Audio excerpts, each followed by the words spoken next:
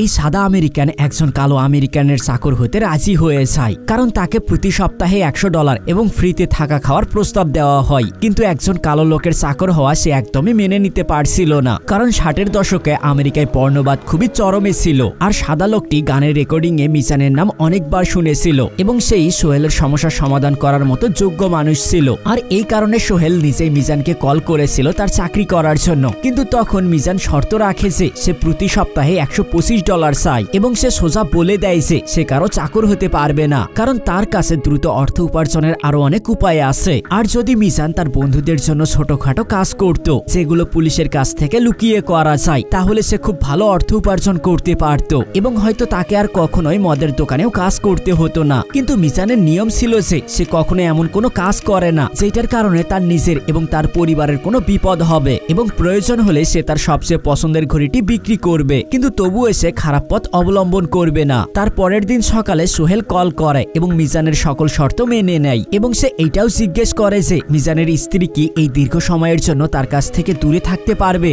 আর যদিও তার স্ত্রী এই সিদ্ধান্তের জন্য খুবই দুঃখী ছিল, কিন্তু মিজানকে এই কাজটি করতেই হবে, কারণ সে প্রতিদিন 24টি হটডগ খেয়ে পরিবার চালাতে পারবে না। তারপর রওনা দেওয়ার আগে রেকর্ডিং কোম্পানি তাকে একটি বই দেয় এবং বইটির নাম হলো গ্রিন বুক। আর এই বইটিতে ওই সকল হোটেল এবং রেস্টুরেন্টের নাম উল্লেখ ছিল যারা দক্ষিণ আমেরিকায় কালো লোকদেরকে স্বাগত জানায়। আর তারপর বইটি সাথে নিয়ে মিজান এবং সোহেল তাদের সফর শুরু করে। বন্ধুরা, এরপর কি ঘটতে চলেছে তা জানতে পার্ট 3 দেখার জন্য এই ভিডিওতে একটি লাইক করে চ্যানেলটি সাবস্ক্রাইব করুন।